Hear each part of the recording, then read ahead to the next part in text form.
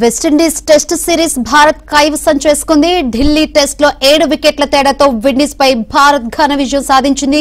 2-0 తేడాతో test series Bharat వశమైంది.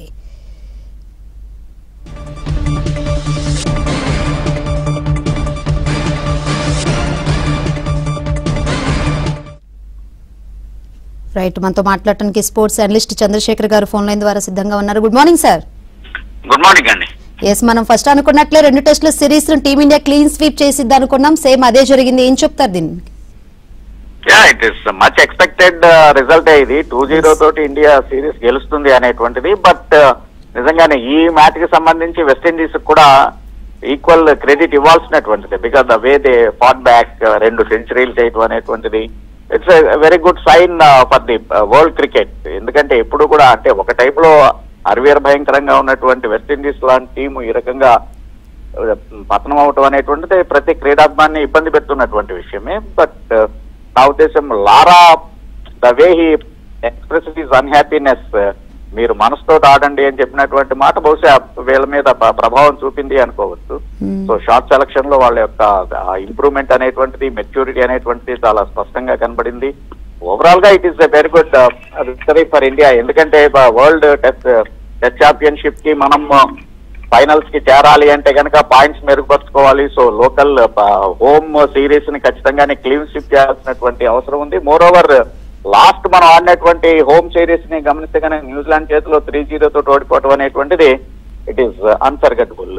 కాబట్టి దాని నుంచి బయటపడాల్సినటువంటి అవసరం ఉంది.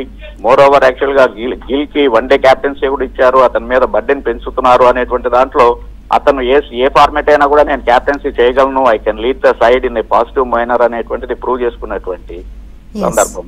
సో కాబట్టి ఆల్ యాంగిల్స్ లో చూస్తే కనుక it's a good victory for India, particular గా WTC ఈ సైకిల్ కి సంబంధించి overall encouraging victory for India. Windies బ్యాటర్ల గురించి కూడా మాట్లాడుకుంటే 2వ టెస్ట్ లో విండీస్ బ్యాటర్లు కూడా గట్టిగానే పోటీ చేశారు అనుకోవాలి పోరాటంలో. 100% అదే అనేటువంటిది. ఇప్పుడు ఫస్ట్ టెస్ట్ ని కనుక అహ్మదాబాద్ టెస్ట్ ని గమనించినట్లయితే కనుక కనీసం ఒక్క 50+ పార్ట్నర్షిప్ కూడా లేకుండా ఆగినటువంటి బ్యాటింగ్ లైనప్ కిను, ఆ తర్వాత సెకండ్ టెస్ట్ వచ్చేటప్పటికి ఏకంగా 2 సెంచరీలు నమోదవటం అనేటువంటిది ఈవెన్ యాక్చువల్ గా విత్ నెంబర్ 11 సీల్స్ ఆడినటువంటి విధానం. సో కాబట్టి ఆ రకంగా వాళ్ళ బ్యాటింగ్ ఇంప్రూవ్మెంట్ అనేటువంటిది కనబడింది. కాకపోతే కొంచెం బౌలింగ్ లో ఆ డిసిప్లిన్ అనేటువంటి కొంచెం లోపించింది అనుకోవచ్చు. బికాస్ న్యూ పాయింట్ వెస్టిండీస్ కి జేడన్ స్టీల్ ఇస్ ఏ న్యూ పాయింట్ అని చాలా హోప్స్ తోటి ఉన్నటువంటి పరిస్థితి. బట్ అతను తన యొక్క ఇంపాక్ట్ ని చూపించలేకపోయాడు ఈ మ్యాచ్ లో.